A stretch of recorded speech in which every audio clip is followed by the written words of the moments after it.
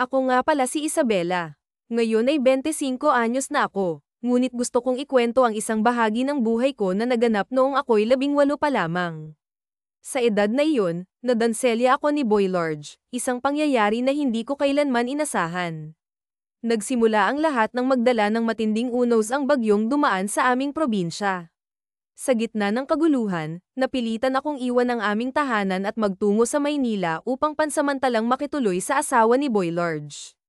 Alas 10 ng umaga nang dumating ang bus na sinakyan ko patungong Maynila. Habang bumababa ako ng bus, isang kakaibang pakiramdam ang bumalat sa akin, halo-halong kaba at pananabik.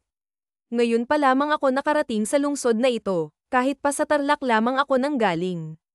Ang probinsya namin ay hindi naman kalayuan, ngunit ang Maynila ay tila ibang mundo.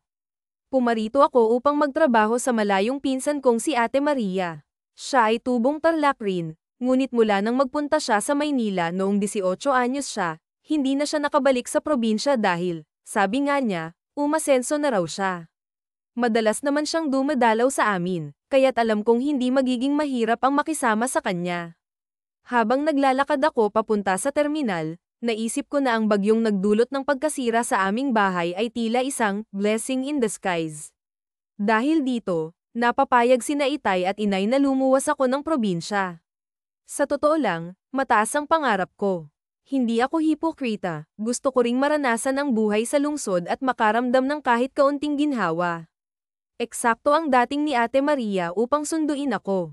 Sa malayo pa lamang, nakita ko na siya, kaya't hindi ko na kinailangang mag-text muli.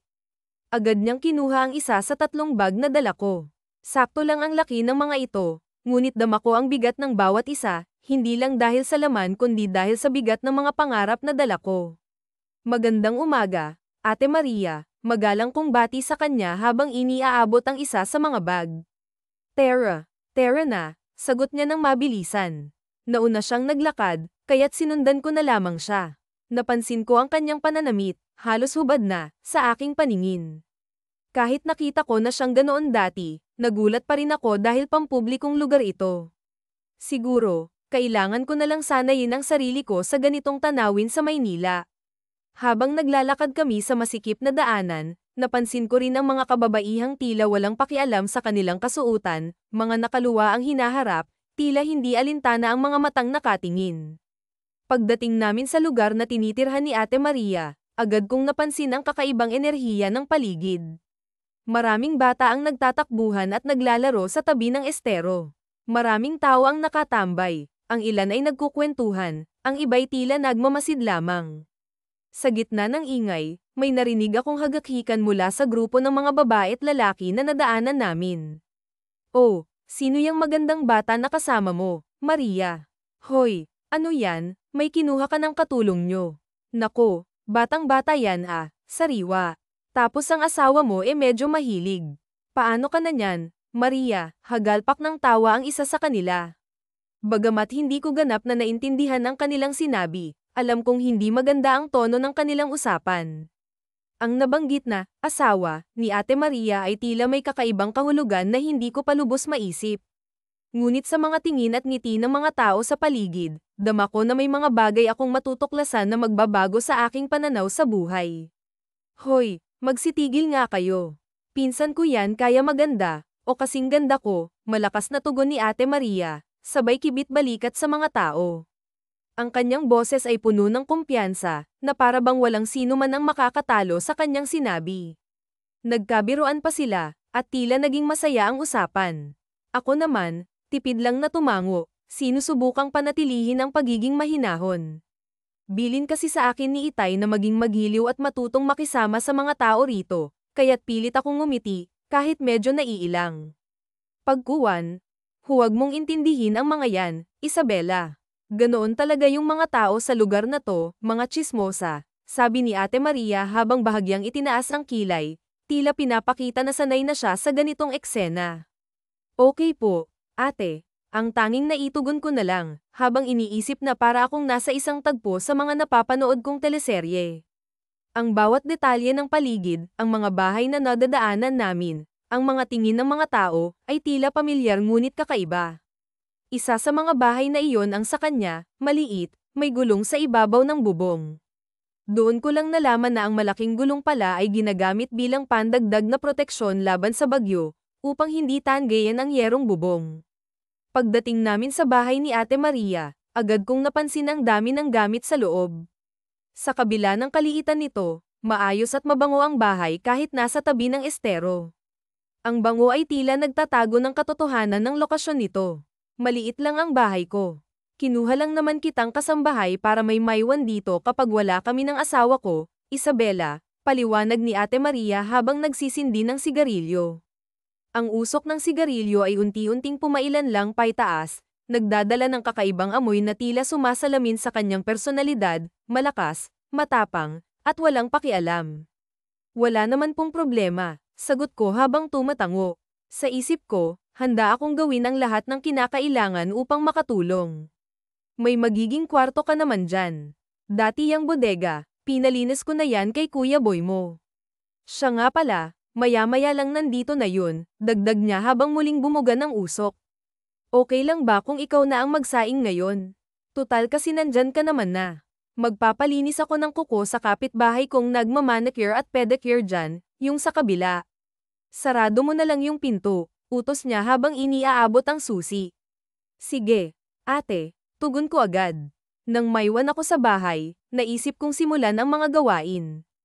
Naligo muna ako bago nagpasya na magwales-wales. Sa kabila ng pagiging bago ng lugar, magaan ang pakiramdam ko. Wala akong nadaramang takot o kaba na kadalasang bumabalot sa akin kapag nasa isang hindi pamilyar na lugar. Ilang sandali pa, habang abala ako sa pagwawalis, biglang may kumatok sa pintuan. Ang tunog nito ay mabilis at puno ng pagmamadali. Maria, pakibilis, naiihi na ako, sigaw ng isang lalaking nasa labas. Ang boses nito ay malalim at may halong inis. Saglit ho, sagot ko habang tinutungo ang pinto. Dahan-dahan kong pinaihit ang dalawang kalawit na kandado, alinsunod sa bilin ni Ate Maria na laging isarado ito ng maayos. Bakit ang tagal? Tanong ng lalaki, ngunit nabitin ang kanyang mga salita nang makita niya ako. Nagkatitigan kami, at tila nagulat siya na hindi si Ate Maria ang nagbukas ng pinto. Ngunit ang mas ikinagulat niya ay ang suot kong sando, na bahagyang nagpakita ng aking dibdib. Naramdaman ko agad ang malamig na hangin na dumampi sa balat ko, kaya't mabilis kong inayos ang suot ko. Wala po si ate, nagpapamanicure sa bahay, sabi ko ng mahinahon, pilit na binabalewala ang malagkit niyang tingin. Hindi siya sumagot, bagkus ay dirdiretso siyang pumasok sa bahay. Tumungo siya sa kusina at sinilip ang mga pagkain doon. Mabuti na lang at nakapagsaing na ako, tulad ng bilin ni Ate Maria. Habang pinagmamasdan ko siya, naisip ko na ang araw na ito ay simula pa lamang ng mga bagay na hindi ko inaasahan.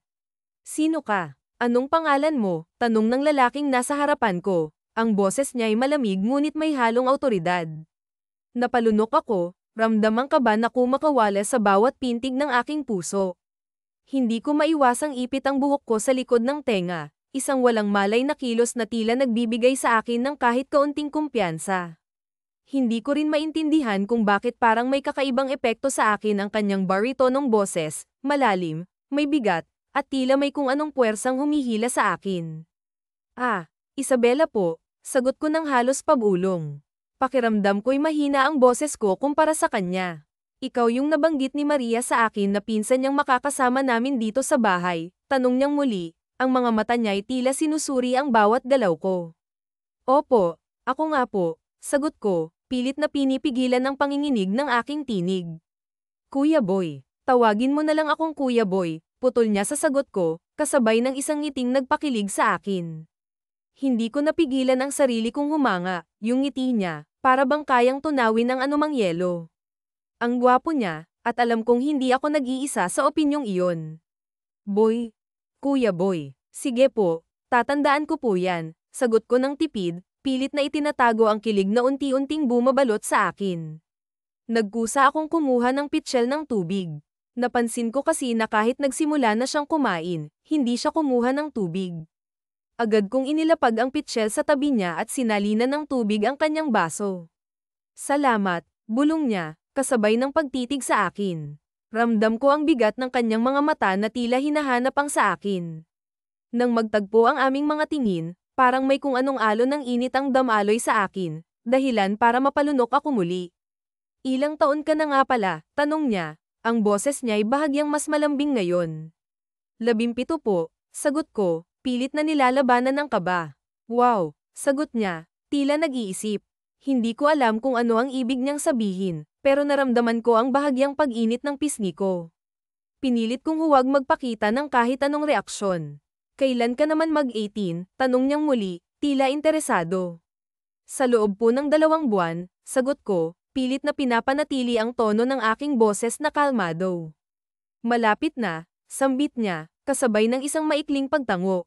Napansin ko ang paraan ng kanyang pagtingin sa akin, mula ulo hanggang paa.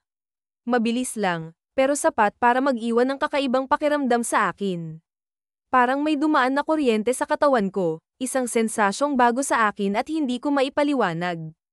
Pakiramdam ko'y nagising ang isang bahagi ng sarili ko na noon ko lang naramdaman. Agad akong tumalikod, pinipilit na iwaksi ang kung anumang naiisip ko.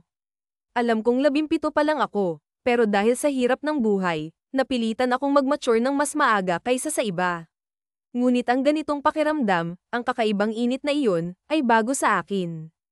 Huminga ako ng malalim, pilit na pinapakalma ang sarili. Iniling ko ang ulo ko, umaasang maalis ang mga kakatwang ideya na naglalaro sa isipan ko. Habang naninirahan ako sa Maynila, masasabi kong naging maayos ang takbo ng buhay ko. Si Ate Maria at Kuya Boy, na tinuturing kong pangalawang pamilya, ay napakabait sa akin. Hindi lamang nila ako binigyan ng tahanan, kundi pinag-aral pa nila ako. Sa kabila ng pagod sa araw-araw na gawain, hindi ko magawang magreklamo sapagkat alam kong napakapalad ko. Sino nga ba ang makakahanap ng ganitong oportunidad sa Maynila? Isang libreng tirahan, edukasyon, at maging trabaho na kahit papaano'y nakakatulong sa pamilya sa probinsya. Oo, masasabi kong isa ako sa mga swerte. Habang naglalakad pa uwi, hindi ko maiwasang magtanong sa sarili, nasa bahay na kaya siya? Malapit na ako sa kanto, kababa ko lamang ng jeep, at si Kuya Boy ang nasa isip ko. Kanina kasi, dumaan siya sa school para lang iabot sa akin ang isang balot ng hopya. Isa siyang delivery truck driver at sinadya niyang magpunta roon dahil nadaanan niya ang eskwelahan. Ang simpleng hopya na iyon ay tila naging espesyal sa akin. Nakakatawa nga dahil napagkamalan pa siya ng mga kaibigan ko na boyfriend ko. Habang nakikinig ako sa biro nila, hindi ko maitatanggi na may kilig akong naramdaman. Napakabait ni Kuya Boy sa akin, parati niya akong binibigyan ng mga bagay na hindi ko naman hiningi. Ewan ko ba, pero parang may kakaibang pintig ang puso ko tuwing ginagawa niya iyon. Hawak-hawak ko ang hopya habang naglalakad pa uwi, iniisip ko kung paano ito magiging mas masarap kapag ipinari sa mainit na kape mamaya. Sigurado akong habang kinakain ko ito, mapapangiti ako dahil sa alaalang kasama nito. Ngunit pagdating ko sa bahay, hindi ang inaasahan kong tahimik na gabi ang sumalubong sa akin. Sa halip, may narinig akong mga kakaibang ingay mula sa kwarto ni na Ate Maria at Kuya Boy. Mga ungol, hingal, at tunog na tila nagmumula sa isang eksena na hindi ko pa nararanasan o nasaksihan dati. Kinabahan ako habang dahan-dahan kong nilapitan ng pinto. Ang bawat hakbang ay parang nagpapabilis ng tibok ng puso ko.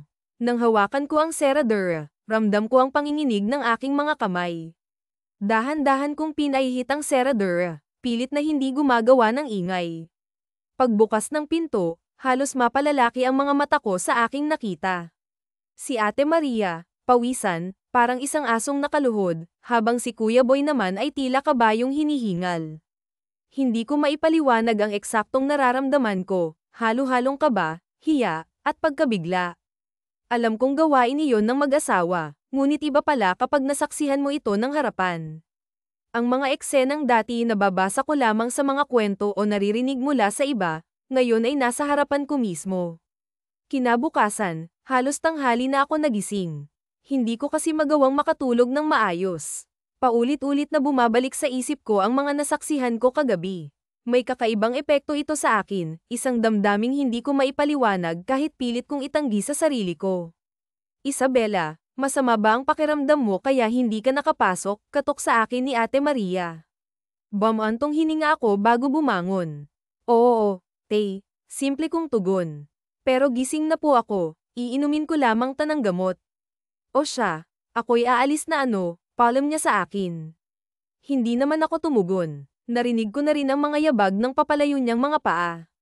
Kumilos na ako. Nasisiguro ko kasing may iwan na kami roon ni Kuya Boy agad ako natigilan, naisip ko kung tama ba ang aking nadarama. Anong meron sa pakiramdam na yun at bakit parang handa yata akong suwayin ng tama at mali? Isabela, aalis na rin ako sa Pangasinan kasi ang biyahe ko ngayon, ani Kuya Boy. Hindi na ako nagulat nang katukin niya ako dahil sa sinabi ko at kahit nasabik ako sa isipan na kami na lang ang naiwan sa bahay natigilan din ako hinintay ko talaga ang pag-alis ni Kuya Boy sa huli mas pinili ko pa rin ang alam kong tama kahit gulong-gulo na ako nasa ganoon akong pag-iisip nang ang mga yabag naman ng lalaking gumugulo sa akin ang narinig ko nang umalis tsaka na ako nag-decide na kumilos talaga. Marami pang gawain na naghihintay sa akin kahit mabait sa akin sina Ate Maria hindi ko naman nalilimutan na ako ay kanyang pinapasahod nang makalabas ako ng silid na inukupa ko. Naalala kong atali ang aking buhok sa pagkabigla ko sa katok ni Kuya Boy nakalimutan ko nang ipunin ang buhok ko para ipon ni Til kanina pa kita inaabangan na lumabas sa kwarto mo nanlaki ang mga mata ko sa gulat malakas din ako na pasinghap eksakto kasi na nakataas ang aking mga braso bigla ay lumitaw mula sa kung saan si Kuya Boy niyakap niya ako mas lumakas ang pagsinghap ko nang hapitin niya ako ng mahigpit ang palad niya ay talaga namang nararamdaman ko ang bibig niya ay nasa bandang leeg ko alam kong nakita mo kami Maria kahapon bulong ni Kuya Boy kung nagseselos ka huwag muna talagang pinakita ko yun sa'yo upang magkaroon ka ng idea kung ano magaganap sa atin sa araw na ikaw ay magdi-anyos para akong baliw ninamnam ko talaga ang kanyang haplos kung hindi kalabisan sasabihin kong pati ang kababanggit niya lamang na tila pa nga ako ay akin ang hinihintay ngayon pa lamang wala na ng araw na yon na realize kong hulog na ako sa bitag ni Boy Large kahit halik haplos at pagpapadama pa lamang ng kaibigan niya ang ginagawa niya sa akin gabi ng ikaunang kong kaarawan masaya ako sa araw na yon dahil kaarawan ko nagkaroon ako ng maliit na handa sa isang restaurant sinundo ako ni Kuya Boy kanina siya rin ang nagsabi sa utos ni Ate Maria na magsama ako kahit 5 kaklase bilang handa nga sa birthday ko na sinagot nila at syempre hindi ko na itatago sa sarili ko na masaya ako na pagkatapos ng biyahe ni Kuya Boy sa Pangasinan ay nakauwi siya sa araw ng aking kaarawan ewan ko babaliw na yata ako alam kong mali ang nararamdaman ko pero may parte sa akin na para bang kayang-kaya na sumedge kahit malito masaya ka ba pasensya na hayun lang talaga ang nakayanan ni Ate Maria ngumiti ako, mabait si ate, kaya medyo nakakakonsensya na nga talaga ang mga kakaiba kong nararamdaman sa kanya. Ngunit naroon ako sa point na hindi ko na yata makokontrol ang aking emosyon, lalo at kinakain na ako araw-araw. Oo naman, Tay, salamat ha, kahit malayo ako sa probinsya nakakapag-concert mag-asawa para lamang sa aking kaarawan.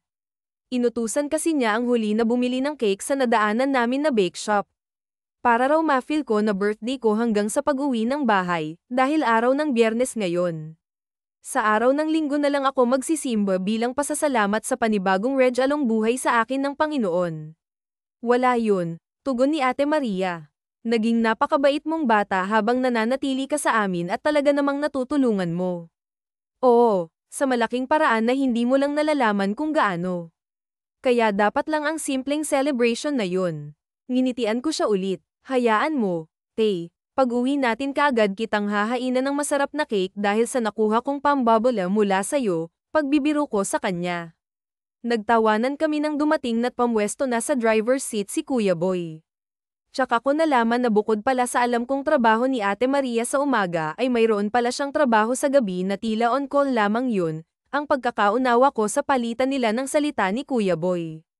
Ibababa namin si Ate Maria sa kung saan magbibigay siya ng instruction kay Kuya Boy habang kami naman ni Kuya ay uuwi na. Ang dinig ko pa, bukas ng umaga yung uwi ni Ate Maria. Kung anong klaseng racket ang sinasabi niya na para bang inaayawan ni Kuya Boy pero itinutuloy pa rin niya at sayang daw ang kita, ay hindi ko alam. Hindi pa ako masyadong exposed sa kalakaran ng mundo. Kahit napunta ako sa Maynila ay bahay-eskwela lang ang pinupuntahan ko dahil nga naroon ako upang magtrabaho at hindi para maglibang. Sa mga narinig ko, bigla akong kinabahan na ewan.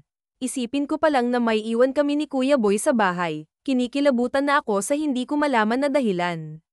Basta ang alam ko lang, may kakaiba akong nadarama sa kinakasama ni Ate Maria. May kakaibang nangyayari o pinapakita sa akin ang tagpong namataan ko sa pagitan nila nung nakaraan. Natutuksong akong hawakan ang sarili ko at gayahin ang nakita kong ginagawa ni Kuya Boy kay Ate Maria. Wala kaming napag-usapan ni Kuya Boy habang nasa biyahe. Iniwasan ko rin siyang tignan dahil bago umalis si Ate Maria kanina, alam ko naman na hahalikan niya ito. Isa pa nga iyon sa labis na pinagtataka ako. Hindi ko na talaga maunawaan ang aking sarili. Happy birthday, Isabela, agad bati ni Kuya Boy sa akin nang may lapat niya na pasara ang pinto ng buntong bahay na aming tinutuluyan.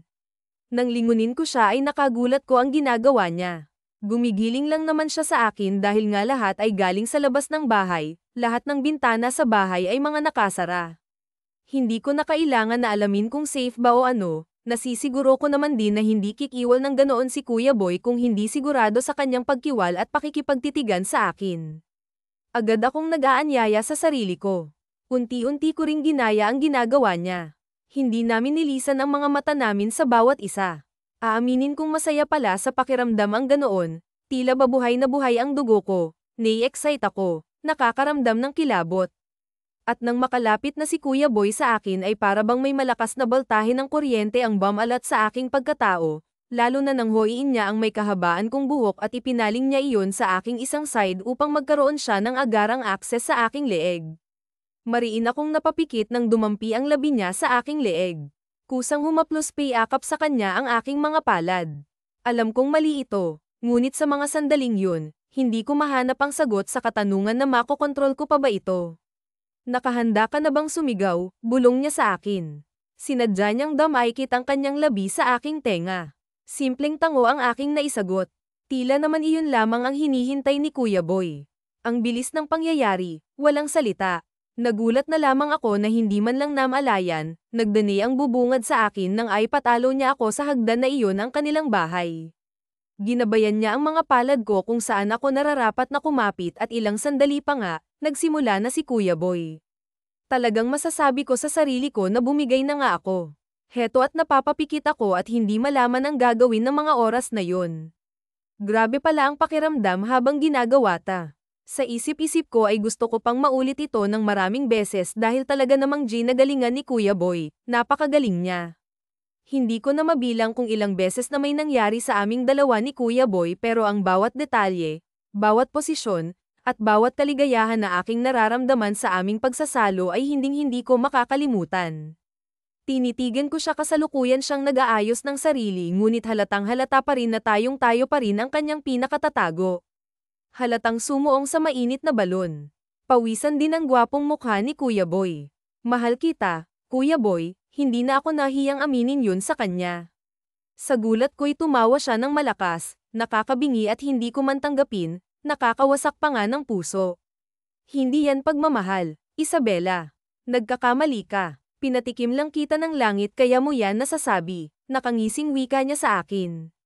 Sinasabi ko na nga ba, nag-warning na yung utak ko na mawasak ako ngunit hindi ako nakinig, inamin ko pa talaga ang tunay kong nararamdaman, pinahiya ko pa ang aking sarili. Mahal ang bilihin, Isabela. Nagulat ako, lumabas kasi mula sa banyo si Ate Maria. Alam kong hindi ka naman tanga, Isabela, sabi sa akin ni Ate Maria. So all along ay alam mo ang lahat, mapait kong tanong sa kanya. Ang kapal ng mukha ni Kuya Boy, nakakatingin pa siya sa akin sa mga oras na yon. Maihahambing ko siya sa demonyo. Ang bababoy nyo, malakas akong tinawanan ni Ate Maria. Binaboy mo ang sarili mo, nagpauto ka sa lalaking yan. Ikaw ang nagdala sa sarili mo sa pagkakamaling yan, Isabela. Gusto ko sanang depensahan ang sarili ko pero lintik na mga luha, naglanda sa aking pisngi, bamara ang kung ano sa aking lalamunan dahilan upang mahirapan akong huminga. Inakit ako ni Kuya Boy, pinahuli niya, plinano nila. Pero bago ako makaramdam ng pagdadrama rito, ukol ko muna sa isipan ko yung tanong na, bakit nilapitan ako ni Ate Maria? Inipit niya ang buhok ko sa aking tenga. Marahil ay nagtataka ka kung bakit ka namin pinatuwad, Isabela. Hindi ako nagsalita, kuyong ko lamang ng mahigpit ang aking mga kamao. Hindi ko rin sila masumbatan ng higit sa nasabi ko na dahil may parte ko ang nagtutulak sa akin na iwasan na magalit ng sobra. Sayang ang natitirang enerhiya kung ay lalaan ko sa galit. Nasisiguro ko kasi na ito na ang huling araw na pananatili ko sa bahay na yun kung saan ginawa lang akong tanga pala ng mga taong inakala kong totoo ang hangarin na makatulong sa akin, ng taong inakala kong tunay na gusto ko, at ang katawan ko'y taong akala ko ay mahal din ako. Ayaw naman kitang pahirapan kaya heto na yung malaking sorpresa namin sa'yo. Nasurpresa nga ako sa muling pagbabalik kasi nang umalis na si Kuya Boy, may kasama na itong napakalaking tao na kano, halos kasing laki ni Boy Abunda kaya hindi ka na mahihirapan. Ay laban mo na yan, Isabela. Madatong yan, ani pa ni Ate Maria sa akin sa pabulong na paraan. Bakit hindi ikaw? Nakuha ko pang itanong. Ano ka ba? Matanda na ako, mahina na yung tuhod ko, kapag pinatawad rik ako niyan hindi ko nakakayanin. Masyado akong nagtiwala sa taong ta, mas nakakasukang haring isipin na pamatol ako sa kinakasama niyang walang kasing gago. Magkano yung magiging komisyon nyo rito? Tanong ko sa flat na tono. Naroon na rin lang kami magkaapokta. Ay ganoon talaga, nakukuha yung ibang gusto natin sa pakapalan ng mukha. Malawak na napangiti si Ate Maria tsaka niya binulong sa akin ang mga katagang nakakagulat naman na hindi ko kinabigla. Ang komisyon daw nila ni Kuya Boy roon ay kayang-kaya na silang ilayo sa mabahong lugar na yun, buntis pa raw siya at mangganganak. Pwede na ring panimula sa negosyo ang iba kasi umasa sila sa kakarampot na kita ng kinakasama niya may pangluho na rin daw. At ang pinakamahalaga at finale, kayang hugasan ng halaga ng komisyon na iyon ang bahid ng pagkakamaling nagawa ko sa kanila kahit pa iyon ay dahil naman sa kababuyan nila. Sige, pumapayag na ako, kapirasong salita ang bigat sa aking dibdib ay tila nadaganan pa ng bowl ang bakal sa bigat. Hindi ako baliw para kumbinsihin yung sarili ko na ayos lang ako pero napakalaki pala talaga kung mabayad ang foreigner kaya na rin na mapatayo ng babuyan ang mga magulang ko sa probinsya. Tumatawa pang hinagis sa akin ng kano ang mga dolyar. Parang aso nag-apang ko ang mga papel na pera sa kanyang hinagis para dagdagan niya ang mga perang yun. Hindi ko siya hinayaang makaalis kaya naman ginawa ko ang bagay na magugustuhan niya. Tama nga si Maria, bata pa ako, sayang ang pagkakataon na yun. Total naman nagpawala na ako kay Boy Large nang magbalik sa kasalukuyan ng ganita ko ay sumabay nang matapos ang paghit-hit ko sa sigarilyong hawak na ipilig ko na lamang ang aking ulo sa ala-alang iyon sa aking masalimuot na karaan na ako at ang mag-asawang Maria at Boy lamang ang nakakaalam. Hindi ko alam kung anong matinding aral ang maaaring pulot ng iba sa kwento ko pero sa tingin ko naman ay meron simple lang matuto kang makiramdam sa paligid mo at huwag kang padalos-dalos sa katangahan lahat ng gawin natin ay pinagsisisihan natin sa huli at wala sa simula bago mo gawin ang isang bagay bago ka sumuong sa isang sitwasyon o experience na bago sa'yo siguraduhin mo na munang kakayanin mo ang aftermath nun once kasi na nagawa mo na at nariyan ka na hindi mo na mababawi pa ang mga desisyon kay pinag-isipan mo man o hindi yun. Kung tatanungin mo naman ako kung nakatagpo ba ako ng Prince Charming ko sa kabila ng mga pinagdaanan ko oo naman may taong para sa'yo kung pagbubuksan mo lamang ulit kung magtitiwala ka lamang ulit kung alam mo ang salitang kaakibat ng limitasyon sabi nga nila ang pinaka-the best na klase ng pag-ibig ay yung nakakagising ng sira at tulog mong kaluluwaong pagmamahal na sasamahan kang makamit ang goal yung magbibigay saw ng peace of mind ng pag-asa at ngiti sa araw-araw kahit ma-realize pa ang size o nakatingin ka na naman sa ano ko bumungis-ngis ako sa tuwing naroroon na Cebu ko na pahagikjak talaga ako syempre aba iniisip ko kasi kung maglilihi ba ako ay anong pipiliin ko footlong o lata ng delata biro ko kay Buko short for buhay ko pero ang tunay niyang pangalan ay Dodong si Dodong ay napakaaming kapintasan pangit na nga ang pangalan napakaliit pa ng size tapos nung makilala ko siya ay ang dugyot pa naawa lang ako ng isang gabi na walang K-pop ko ang pumili sa kanya sa grupo ng mga lalaking dugyot parokyana na sa bearhouse na napasukan ko pagkatapos kong maging kasambahay kay Ate Maria parokyana na sila ngunit wala talagang pumipili kay Didong nang minsan na matumal panatos ko na misis hindi mo na dapat tinatanong yan na papili ka na kasi mahimbing na ng Dodong sa akin nilapitan niya ako mula sa aking likod niyakap niya ako kiniskis ang kakapiraso niyang pinakatatago tama kab ko nakapili na nga ako napili ko na yung delata marami kasi akong pangit na karanasan sa mga footlong yung footlong nung nakaraan walang ketchup Diyos ko biro ko dito sabay kaming natawa pagkatapos naming magtawanan na patitig kami sa isa't isa at hindi na namin kailangang magsalita pa agad-agad ay naganap ang bagay na iyon sa amin.